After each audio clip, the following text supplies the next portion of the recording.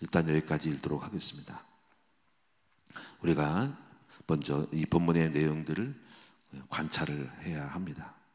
우리가 말씀을 전할 때, 또 여러 번 설교할 때 어려워하지 마시고 일단 이렇게 하면 됩니다. 우선 본문의 말씀을 잘 정리해서 먼저 이야기를 하는 거예요. 그 내용이 어떤 것인지를.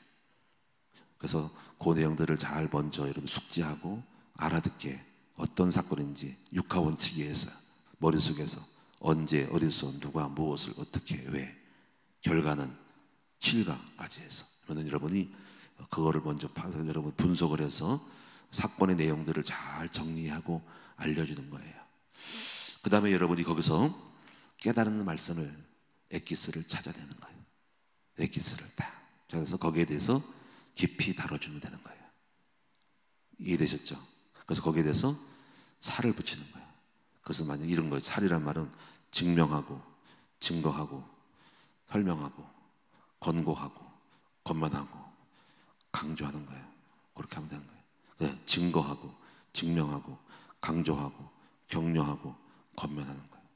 그래서 이렇게 해서 그것을 찾는 작업이 메시지화하는 작업이에요. 그래서 여러분이 그렇게 합니다. 그래서 여러분에게 오늘 본문에 보면 여러분이 일단은 이르게나 이 설명하는 과정 속에서 여러분이 설명을 잘 모르면은 내가 뒤에서 강조하는 말을 무슨 말인지 몰라. 이렇게 말하면요, 느낌이 안 온다는 거예요. 나랑 관계가 없어. 그래서 여러분 이 설명하는 지금 현재 이 내용을 잘 분석하고 설명하는 과정 속에서 여러분이 저와 여러분하고 서로 밀착하고 서로 이렇게 뭔가 관계를 맺는 거예요. 사람들은요, 왜 우리가 중요한 이야기를 할 때 차담을 하잖아. 차담, 차로 담하잖아. 사전에 이렇게 같이 교제를 하잖아. 그 다음에 중요한 것이 그때 그 사람의 얘기가 느낌이 오고 이렇게 뭔가 이렇게 관계를 맺고 나서 그 다음에 상담이 들어가는 거야. 그래서 항상 이 말씀을 전할 때는 먼저 여러분이 딱 보면 알아요. 목사님이 제가 만약에 뭐 어떤 사랑하셔 그러면 뭔 뜬금없이 사랑이야? 뭐 이러는 거야. 뭐 전도하세요? 뭐 뜬금 전도요. 그게 감이 안 와요. 그래서 미리 뜸을 들이는 거야. 그게 바로 설명을 하는 거야. 그 설명 통해서 뭔가 여러분이 지금 저한테 깊이 다가오는 거야. 그런 얘기였구나. 그럼 그게 어떤 것인데? 라고 이제 거기서 귀를 담아들 쓰는 거예요. 그래서 그 작업이 바로 뭐냐면요, 오늘 본문과 친해지는 작업인 거죠. 그래서 저도 마찬가지로 예를 들면 혼자서 말씀을 묵상할 때는요, 딱 보면 뭔 말인지 몰라요. 근데요, 이 말씀을 자꾸 한 번 보고 두 번 보고 자꾸 읽다 보면은요, 그 말씀이 눈에 들어와요. 들으면서 거기서 메시지가 찾아져요. 처음에는 어떻게 설교하지? 그래요. 아마 다 그럴 거야. 내일 또 설교하시면 다 그럴 거야. 이게 무슨 말이야 이거? 근데 막 좀 공을 들여가지고 자꾸 읽다 보면요, 메시지가 눈에 들어와요. 그 작업을 해줘야 되는 거예요. 그렇죠? 그래서 오늘 본문에 보시면은요, 그 작업을 같이 여러분이 하셔야 됩니다. 그래서 먼저 여러분이 내용을 잘 보시면은요, 24장 내용을 보면은 이런 얘기예요. 바로 사도 바울이 지금 붙잡혔어요. 그래서 지금 붙잡혀가지고 재판을 받는 거야. 그러면 여러분 여기서 1절에 보면은 여기서 누가 고소를 했냐면은요, 자 여기서 누가가 나오는 거야. 누가는 누구죠? 사람들 인물, 등장인물을 찾는 거야. 보세요. 1절에 다세우의 대제사장 아나니아가, 자 대제사장이 지금 앞장섰어요. 유대의 대장이지, 지도자, 어떤 장로들과 또 다른 정치적인 장로들과 한 변호사 더둘로와, 변호사 이름이 이거는 이제 소송을 거는 입장에서 이제 변호사겠죠. 더둘로와, 원고겠죠. 원고. 그다음에 함께 내려와서 누구 앞에 고발을 했어요? 바로 총독 앞에. 그러면서 이제 총독이 누군지를 알아야 되는 거야. 총독은요, 그 당시는요, 이 배경을 알아야 되는 거냐면, 그 당시는 유대 민족은요, 다른 나라에 압제해서 로마라는 나라가 그 지역을 점령해가지고 파견한 거야. 총독을 파견한 거야. 총독을 파견해서 다스리고 있는 거야. 그러니까 제 나라 대통령이 아니라 지도자가 아니라 로마 사람이 와서 다스리는 거야. 파견한 섭정이. 옛날에 우리나라 일제시대처럼 이렇게 일제시대 우리나라를 다스리며 지배하면서 일본 총독이 와서 우리나라를 다스리듯이 그런 이방 나라의 재판관 앞에 바로 유대의 종교 지도자들이 바울을 고소한 거야. 근데 바울에게는 누가 없어? 변호사가 없어. 혼자서 해야 돼. 이제 그래서 이렇게 다수가 이제 바울을 죽이려고, 없애버리려고 그 당시에 정치 지도자 앞에 고발한 거야. 그 당시에는 이런 법정이 없어요. 바로 지도자가 바로 재판정이야. 지금 우리나라는 법원 있잖아요. 법원 따로 법관, 판사, 검사 이런 게 있어서 거기다 하는 게 아니라 바로 정치에 들어가는 거야. 그래서 로마 시대에도 황제 앞에서 황제가 소송을 판결하는 거야. 옛날에 솔로몬이 그랬잖아. 솔로몬도 그러잖아. 솔로몬이 뭐 아기 사건, 그 솔로몬 왕이 재판하듯이 그 당시는 높은 사람이 재판하는 것이라는 거지. 그래서 총독 앞에 간 거야. 총독이 참 바쁘겠죠, 그렇죠? 예. 근데 여기서 소송의 내용이 무엇일까? 이것이 오늘 중요한 내용이고 이것이 오늘 메시지가 되는데요. 자, 여기 보면은 3절에 나서서 이렇게 말해요. 벨릭스 각하여 하면서 쭉 좋은 얘기 합니다. 하면서 당신을 칭찬을 하잖아요. 그러다 보면은 우리가 당신을 심리고 태평을 누리고, 감동이 딱 되겠죠. 재판장 앞에 이제 아부 떠는 거야. 이제 당신이 정치를 위해서 다스려서 태평을 누리고, 또 이 민족이 당신의 선전으로 말미암아 여러 가지로 개선된 것으로 우리가 어느 모양으로나 어느 것이나 크게 감사합니다. 우리가 뭐 감동받겠죠. 그래 알았어, 잘 해줄게, 뭐 이런 거. 이렇게 해서 아부를 떠는 거야. 그러면서 이제 당신을 더 괴롭게 아니하리 하여 우리가 대강 여짜옵나니, 이 말은 또 그 사람을 심리를 배려한 거야. 왜 그럴까요? 총독 각각해서 얼마나 피곤할까. 여러 가지 재판도 많은데, 그래서 우리가 간단하게 말할게요, 이렇게 하는 거야. 그러니까 짜증나, 또 무슨 뭐 때문에 복잡하게 간단하게 말해, 이럴 것 같은데 벌써 대강 말할 거니 걱정하지 마시고 빨리 알려드릴게, 빨리 판결하면 됩니다 하고 끝장 속전속결 하려는 거야. 그러면서 이제 딱 내용이 이제 네 가지가 이 바울을 고소한 내용인데요. 딱 보세요. 우리가 보니 이 사람은 첫째, 전염병 같은 자라. 이게 첫째가 전염병이어서 전염병 같아서 고소한다는 거야. 둘째, 천하에 흩어진 유대인을 다 소유하는 자여. 여기서 천하에 흩어진 유대인 누구예요? 또 이걸 참고로 알아야 돼. 이건 뭐냐면요, 바로 디아스포라. 여러분, 바벨론, 아수르 전쟁으로 해서 침략을 해서 포로로 잡혀갔죠. 잡혀간 사람들이 타국으로 다 흩어져 간 거야. 그게 어디요? 바벨론 제국으로 다 흩어진 거야.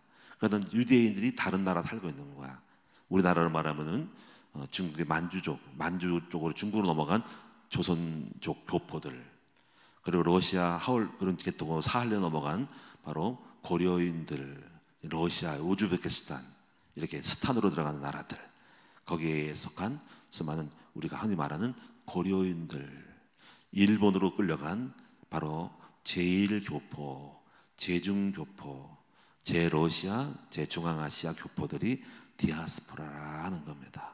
근데 이제 바로 사도 바울이 그런 이방 선교기 때문에 이 사람이 바로 흩어진 유대인을 다 소유하게 하는 자라는 거죠. 소유는 뭘까? 그래서 여러분, 이 소유라는 말을 또 단어를 찾아야 돼요. 여러분들이 그냥 막연하게 하면 안 돼요. 소유는 뭐냐면요, 여러 사람을 충동시켜서 이렇게 소란스럽게 하는 것이 소유라는 거예요. 나쁜 의미는 데모고, 좋은 의미는 지금 바울이 말하는 소유하는 거예요. 그러니까 이 유대인들 입장 볼 때는 이 사람이 데모 일으키는 것 같이 여러 사람들을 충동시켜가지고 흥분시킨다 하는 거예요.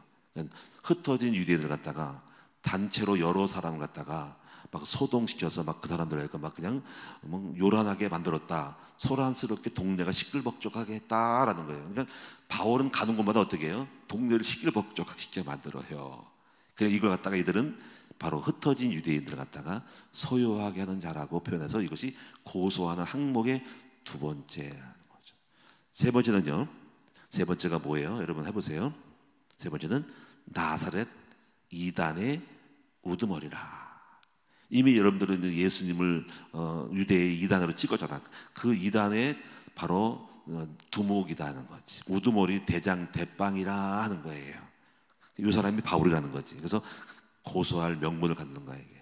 네 번째는요, 또 그가 또 성전을 더럽게 하려 함으로, 이게 네 번째가 성전을 더럽게 했다라는 거예요. 그래서 우리가 잡아싸우니. 근데 여기서 이런 내용을 딱 보면은요, 어떤 생각이 듭니까, 여러분들이? 여기서 정치적인 범죄는 하나도 없고, 또 뭡니까? 어떤 그 도덕적인 어떤 윤리적인 범죄, 남의 물건을 훔쳤거나 살인을 했거나 하는 건 하나도 없어. 전부 보면 종교적 입장이죠, 그렇죠? 그러니까 보면 이 총독도 생각했을 거야. 지들 문제끼리네, 지들 종교 문제네 하는 거죠. 그런데 여러분요, 정치자들은요, 누가 신고를 하고 고소를 하면은 그 사건의 판결을 하지 않을 수가 없어요. 결과 어떻든 간에, 그죠? 이번에 여러분 주차 문제 때문에 딱 있는데요. 시청에서 주차 차량 관리과에서 이렇게 도로가에서 아무나 돼도 된다. 다만 피해라. 뭐 서방 간로, 횡단보도 이런 거. 근데 그렇게 해서 돼도요, 이런 얘기 있대요. 누군가가 그래도 주차 위반으로 신고를 하면은 찾아와서 나와서 조사해가지고 벌금을 내릴 수밖에 없다라는 것은 염두에 두라는 말을 했다고. 예? 무조건 된다고 좋은 게 아니라, 물론 당연하게 횡단보도라든가 서방서가 출입하는 그런 갈로는 하면 안 되지만은 일반 도로에도 사실은 어떻게 보면 이게 불법이 될 수 있는 건데, 누가 신고하면 찾아와야 된다는 거지. 근데 신고는 넘어가는 거야, 그렇죠? 그래서 이게 중요한, 이게 관공서 공무원들은 다 그렇다 이게. 하여튼간에 그래서 이 사람도 이렇게 지들 문제인데 고소했으니 총독이 재판할 수밖에 없다라는 이야기입니다. 그래가지고 이제 또 말하기를 우리가 그걸 잡았다. 그래서 자들 생각의 범죄지, 유대인 종교에 볼 때는. 그래서 말하기를 당신이 그를 친히 신문하시면 우리가 고발하는 이 모든 일을 아실 수 있습니다 하고, 좀 신문해 보세요 하고, 우리가 많은 일이 구체적으로 상세하게 알 수 있을 겁니다라고 하는 거죠. 그러니까 이제 총독이 알았다. 그래서 이제 10절에 보면 총독이 바울에게 이제 딱 그 상황이니까 끝났으니까 말해보라 이렇게 하는 거예요. 그러니까 총독이 바울에게 머리로 표시하여 말하되 하니, 그래서 바울이 딱 일어나서 변호하는 거야, 자기의 사실에. 그래서 먼저 뭘 변호하냐면요, 종교적인 것은 뭐 전염병 이런 거는 왜 내가 전염병인지에 대한 어떤 그런 것들은 이제 말하기 어려우니까 맨 뒷부분에만 말합니다. 먼저 그 뒷부분 내용이 보니까는 11절에 당신이 아실 수 있는 바와 같이 내가 예루살렘에 예배하러 올라간 지 열 이틀밖에 안 되었고, 또는 해당 또는 시중에서 무리를 소동하게 하는 것을 보지 못하였으니 이제 나를 고발하는 모든 일에 대하여 그들이 능히 당신 앞에 내세울 것이 없다, 증거가 없다. 이 말은 뭐냐면요, 먼저 대번 웃기다고 생각한 거예요. 왜냐하면 바울은요, 예루살렘에 별로 가본 적이 없어요. 다만 어쩌면 바로 회심한 다음에 예루살렘에 열흘밖에 안 갔다는 거야. 근데 그 열흘밖에 안 갔는데 뭔 일을 저지르냐에 가서 바울은 먼저 어처구니 없네. 그래서 먼저 내가 CCTV가 찍었으면 내가 활동한 걸 보여주겠지만, 그 당시 CCTV가 없으니까, 증거 없으니까는 다만 대번 변호한 거예요. 나는 예루살렘에 가본 지가 얼마 안 된다. 열흘밖에 안 되는데 내가 그 동네 가가지고 그 도시에 가가지고 다른 사람을 소동하게 한 것이 없는데 엉터리라는 것을 변명하고 있는 겁니다. 그러나 이제 그리고 또 16절에 보면 그들이 이단이라고 하는 도를 따라 지금 나는 그 예수를 따라갔는데 조상의 하나님을 섬기고 율법의 선지자들을 따라서 다 하나님의 그 말하는 일 이야기를 나도 말한 것뿐이다. 예? 그러나 내가 예수님의 죽으심과 부활에 대해서 좀 더 말한 것뿐이다라는 것을 말하는 거죠. 자, 어쨌거나 이제 뭐 이런 이야기들이 뭐 이제 총독이 뭐 알아듣겠어요? 종교적인 얘기를. 하여튼간에 그렇게 해서 그렇게 되고, 유대인들은 또 자기들 나름대로 또 아주 못되다고 생각하니까 고소한 겁니다. 그래서 이제 쭉 내려가면서 이제 22절에 보면 이제 요 내용이 이제 벨릭스가 그래서 알았다. 그러면 이제 좀 연기하자. 당장 판결하기 어려우니까 생각 좀 해봐야 되겠다 해서 이 판결을 연기하겠다고 한 겁니다. 그러면서 이제 벨릭스가 이 도에 가는 것을 더 자세히 아는 거로 연기하여 조금 알고 있는 거야, 이 사람이. 이 유대교와 이 복음에 대해서 조금 알고 있다는 거죠. 그래서 천부장 루시아가 내려오거든 너에게 이를 처리하게 하라. 또 천부장이 자기보다 높은 사람이지 아니면 자기 신하인지 총독이니까 자기 좀 낮은겠죠. 군대에 천부장이 내려면은 어떤간에 결정을 내리게 하고 보류한 거예요. 그러면서 이제 백부장에게 명하여 바울을 지키되 자유를 줘라. 내가 볼 때 특별히 무슨 뭐 도망갈 무슨 뭐 사람 없고 재판 결과까지 나올 때까지 자유를 줘라. 구금하지 않고 구속하지 않고 풀어서 재판하겠다는 거예요. 그리고 그 친구들이 그를 돌보는 것을 금하지 말고 허락해서 면회하는 것을 허락하라라고 판결을 내린 거라는 거예요. 그래서 여기서 여기까지가 토요일의 말씀입니다. 그런데 주일의 말씀 보면 한번 참고로 여러분 아셔야 됩니다. 보십시오. 이제 24장 24절에 보면은 수일 후에, 자 이거는 토요일 주일 거의 말씀인데, 벨릭스가 그의 아내 유대 여자 드루실라와 함께 와서 바울을 불러 그리스도 예수 믿는 도를 도로 듣게 되는 거죠. 그러니까 이 벨릭스가요 자기 와이프를 데리고 와서 사도 바울에게 이제 좀 그 도루에서 얘기해봐라, 관심이 생긴 거야 이렇게. 그냥 바울이 잘 설명하죠. 근데 이제 바울이 25절에 의와 절제와, 의는 뭐냐면 예수를 믿는 믿음으로 말미암은 의를 전했겠죠. 그리고 크리스찬으로서의 절제된 삶과 장차 예수님이 재림하여 심판할 것을 복음을 쫙 설명합니다. 그랬더니 벨릭스가 두려워요. 그런 일이 있었어? 와, 난 몰랐네. 이게 이제 복음을 전했다는 거야. 그런데 또 그러면서 가라. 그리고 내가 틈이 있으면 너를 또 부를게. 그런데 여기서 보는 이 사도행전을 쓴 누가라는 저자가 또 이거를 보는 거예요. 어떠냐면 여기서 20절에 동시에 또 바울에게서 또 돈을 받을까 바라는 거로. 그러니까 이 벨릭스의 마음이 이중적인 거야. 더도 듣고 싶으면서 또 한편으로는 정신으로 뇌물을 주로 먹었으니까 또 혹시 또 나에게 또 내가 드는 척하라고 관심을 가지면은 그 바울이 호감을 가지고 판결에 더 큰 양형을 얻을까 생각해서 나에게 또 뇌물을 주지 않을까라는 바라는 마음으로 또 뇌물을 또 받기 위한 마음을 가지고 또 다음에 또 보자 하는 이중적인 마음을 갖고 있다는 것도 지금 심리적으로 자세히 지금 설명하고 있다는 겁니다. 그래서 이런 식으로 자주 불러 같이 이야기를 했던 경험이 있다는 거예요. 그런데 27절에 보니까 이태가 지난 후 보르기아 베스도가 벨릭스의 소임을 이어받아서, 벨릭스는 총독에서 물러가고 다른 나라로 지방으로 가고, 바로 이제 여기 누가 왔냐면은 베스도란 사람이 다시 재판장이 됩니다. 이야, 이게 참 이 문제예요. 재판장이 바뀐 거야. 총독이 교체됐다. 그래서 이 베스도의 이야기에 또 그 다음부터, 그래서 쭉 보면은 25절에 베스도는 여기서 쭉 25절에 그래서 고소하자 했더니 이제 예루살렘으로 옮겨가자 했더니 베스도가 왜 예루살렘으로 끌고 가냐 하는 거야. 근데 이 유대인들은 왜 예루살렘 끌고 가냐면 예루살렘에서 바울이 오는 걸 기다리다가 죽이려고, 쉽게 말하면 암살하려고 그런 거야. 때를 지어서 무리가 와서 그냥 죽이려고 했던 거야.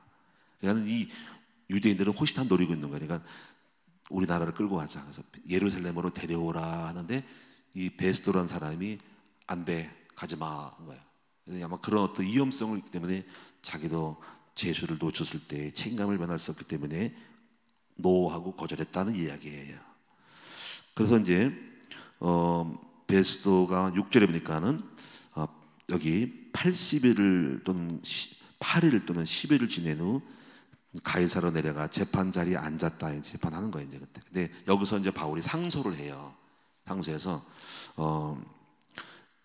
그래서 이제 너는 예루살렘에 가서 재판 받기 원하냐고 물어보긴 해요. 왜냐면 유대인들의 마음을 또 얻으려고 해서 물어봐요. 그래서 25장 9절에 보면은 나옵니다.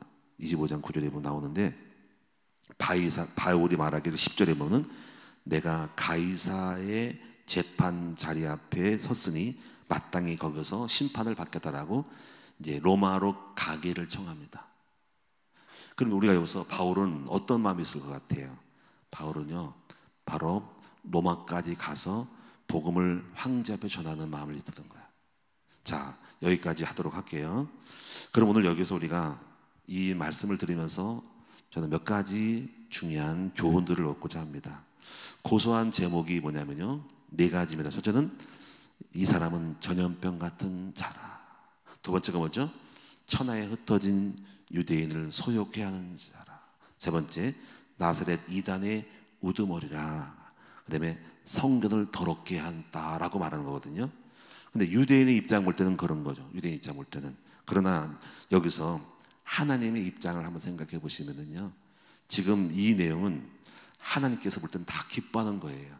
왜냐하면 하나님은 예수 그리스도의 복음을 이 땅에 주셨는데 바울이 전염병같이 잘 전하니까 바로 기뻐하는 거고, 그 다음에 천하에 흩어진 유대인들을 다 지금 버림받은 사람이라 했는데 이 사람들을 잠들어 있는 영혼들을 깨워서 영적인 각성을 시키는 점을 볼 때는 바로 이것은 하나님이 기뻐하는 거예요. 다 기뻐하는 거예요. 그리고 나사렛 이단의 우두머리라고 하는데 하나님 볼 때는 가장 예수를 잘 전한 대장로를 했으니 하나님께서 볼 때는 가장 기뻐하는 거예요.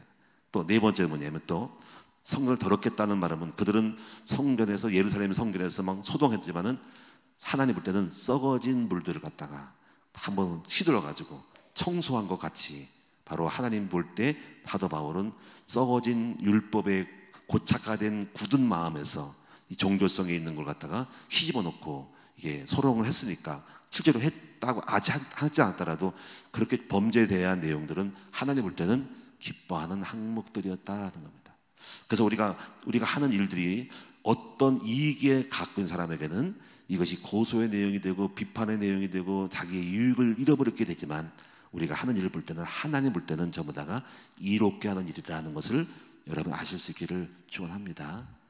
근데 오늘 제가 여러분에게 이런 말씀을 전하고 싶은 뭐냐면요, 우리는 전염병 같은 사람이 돼야 된다는 거지. 다시 말하면 성경은 좋은 말로 좋은 복음의 누룩이다라는 거거든요. 이걸 생각해 봤어요. 바울은요, 전염병 바이러스는 어떻게 접촉되죠? 일단은 만나면 속에 있는 세균이 나가서 오염되는 거예요. 그렇죠? 중요한 의미가 있는 거예요. 또 뭡니까 여러분이? 그 사람이 어느 곳에 가면 그 자리가 다 바로 나쁜 말로 오염되는 거야. 그렇죠?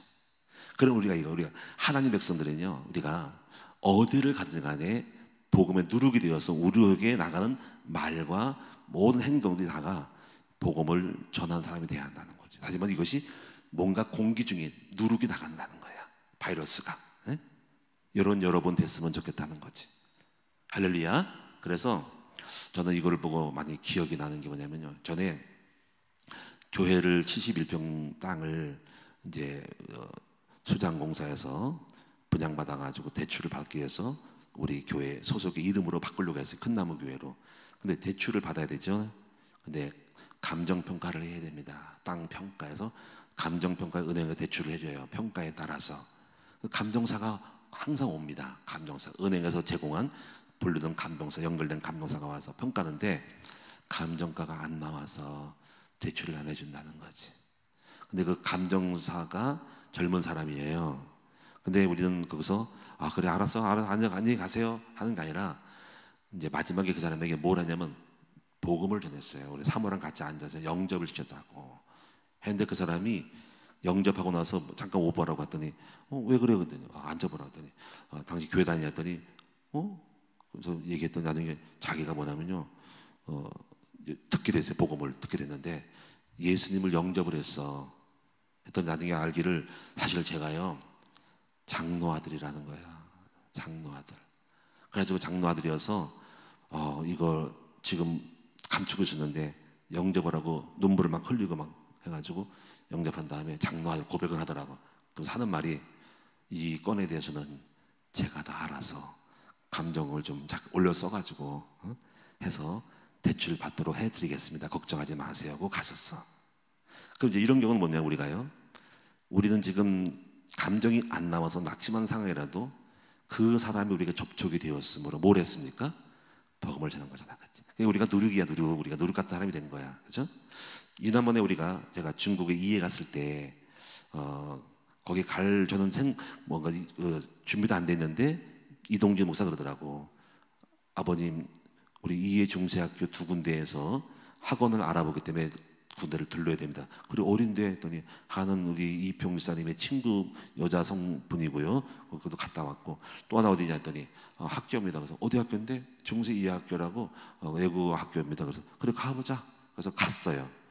갔는데 거기서 누굴 만나냐면 지난번 우리 교회 오셨던 교장 선생, 교감 선생하고 이사장을 만난 거야. 그래서 안녕하세요 목사님 오셨습니까? 해서 그분이 그 거실에서 사무실에서 얘기를 하는데 쭉 얘기가 들어가서 제가 얘기를 했어요. 우리 교회는 우리 어떤 교회고 왜 학교를 세워야 되고 하는 거를 2시간 동안 얘기했어.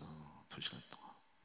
근데 2시간 동안 우리 입양 얘기도 하고 우리 아이들을 어떻게 키울 것인지, 미래가 어떤 것인지, 또 앞으로 어떻게 한국교회 바뀔 것인지 쭉 얘기했더니요, 감동을 먹었어. 그때 바로 그러잖아. 아버님이, 목사님이 저가 말씀을 할 때 사도 바울 같았다고 그렇게 느꼈대. 외부에서 그렇게 말이 쭉쭉쭉 나오는 거야. 그럼 중요한 건 뭐냐면 우리는 그 사람들 앞에서 뭐 해야 되냐면요, 바로 때를 넣든지 못 얻든지 우리가 가는 곳마다 그 만난 사람마다 복음을 전하는 거야. 그 연결되는 거예요. 그 다음에 또 뭐냐면 그 이해 거기 교회를 갔어요. 거기가 한인교회인데요, 한인교회 최초로, 중국 내 최초로 이해를 통해 들어갔는데 한인교회가 그걸 통해서 많이 발전했대. 다 세워졌대. 그 교회를 가요. 몇십 년 된 교회를 목사님을 만났어요. 그리고 그분들이 식사를 대접했어요. 한 서너 명이. 그 중에서 어떤 여자 집사도 있고 장로도 왔어요. 그래서 와서 그 자리에 또 복음을 전했어요. 식사하면서. 그러다가 그분이 더 듣고자 해서 그 장로님이 하는 그 브런치 카페가 있어요. 커피하고 빵을 만드는 카페로 옮겨갔어요. 거기서 또 몇 사람은 가고 몇 사람이 남아서 또 거기서 또 1시간 동안 복음을 전했어요. 그래서 평신도로서의 한업성교회 어떤 현장 신우회를 만들려고 하는 걸 했어요. 말씀 공부하는 현장을 만들었더니 그러냐고. 그 한지 모르지만 중요한 건 뭐냐면 우리는 어느 곳에 가든 간에 우리에게 있는 누룩을, 복음을 흘려보냈다는 거예요. 어쩌거나 그들이 거기에서 전염된지 안 되는지 모르지만 우리가 할 일은 그거라는 걸 말씀드리는 거예요. 오늘 여러분도 지난번에 이런 생각이 들어요. 최미경 우리 권사님이 아파서 병원에 가셨어. 근데 감사하게도 병원에 가서 전염시켰어, 한 사람을. 한 분이 오셨죠, 여성분이. 그냥 다시 말하면 병원 가서도 전도해 보는 거예요. 이것이 우리 성도들이야. 할렐루야. 그래서 우리는요, 기회가 있든지 없든지 어느 곳에 가든지 여러분이 만나는 곳에는 복음의 누룩으로서 여러분이 좋은 바이러스를 계속 전파하는 여러분 되셔야 한다는 거야. 그리고 또 뭡니까? 우리는 일부러 만들어서라도 복음을 전파하게 하는. 할렐루야. 그래서 저는 요즘 복음을 만들어요. 만들어서 하려고 지금 이 시흥시 기독교연합회에 가고 있어요. 그래서 요즘 시청에 가서 이번 7월 10일 날 신우회를 가서 복음을 전합니다. 일부러 가서 막 대학원 동문회 제가 막 높은 자리를 맡고 있어요. 회장도 맡고 있고 막 맡아서 거기서 막 설교하라면 기꺼이 설교하러 갑니다. 그래서 왜냐면 이제 이걸 알았어요. 때를 어떤지 모르든지 때를 일부러 만들어서라도 그 자리에 가서 복음을 나를 통해서 내게 있는 많은 것들을 전해야 되겠다는 생각이 드는 거죠. 결론적으로 오늘 여러분 어떤 사람이요? 여러분은 전염병, 복음의 누룩이 되시기를 축원합니다. 여러분이 가는 곳곳마다 나이가 들어든 은퇴를 하든 여러분이 있는 곳에는 복음이 흘러 넘치기 바랍니다. 누룩이 되는 거죠. 아멘. 그러면 최고로 축복이 되는 거예요. 여러분 만나면 다 복음이 듣든지 안 듣든 간에 전해서 바이러스를 전파하라. 좋은 바이러스. 기도하겠습니다. 아버지 하나님 감사합니다. 오늘 우리는 전염병 같은 자라고 하는데 바로 그렇습니다. 바로 우리는 우리는 바이러스를 전파하는 사람인데 예수 바이러스, 예수 축복 바이러스, 전도 바이러스, 그리고 또 가는 곳마다 우리의 비전을 전하는 비전 바이러스가 되게 하여 주시옵소서. 무엇을 하든 간에 일부러 만들어서라도 복음을 전할 기회를 찾는 우리 신실한 주의 백성들 되게 하시고, 하나님께로 볼 때 사람들에게는 이단이라고 전염병이라고 하지만은 우리는 하나님 나라의 정말 복음을 전파하는 소중한 존재, 거룩한 씨앗이 되게 하여 주시옵소서. 오늘도 승리하기 원하며 예물 드린 종들에게 만복을 베풀어 주시옵소서. 우리의 온 몸과 마음을 다해서 주를 섬기고 주의 나라를 이루어가는 복음의 전사들이 되게 하여 주시옵소서. 하나님이 기뻐하는 백성들 되게 하여 주옵소서. 어떠한 처지든 간에 그 모든 삶 속에서 기회를 엿보고 복음을 전파하면 최고의 삶이 될 줄을 믿습니다. 그래서 바울은 재판장을 받으면서 지루한 싸움 속에 있지만은 바울은 그 재판을 축복으로 만들었습니다. 바울은 재판하는 가정 속에 총독의 보험을 전했고, 그리고 끌려가면서 갈 길은 어떻게 될지 모르지만은 황제 앞에서 또 죽을 수도 있는데 거기서도 복음을 전할 수 있기 때문에 그는 지루하지 않았고 낙심하지 않았고 하루하루 삶이 신나는 주님과 동행하는 삶이었음을 고백합니다. 우리도 그와 같이 살자 하여 주옵소서. 예수님의 이름으로 축복하며 기도하옵나이다. 아멘.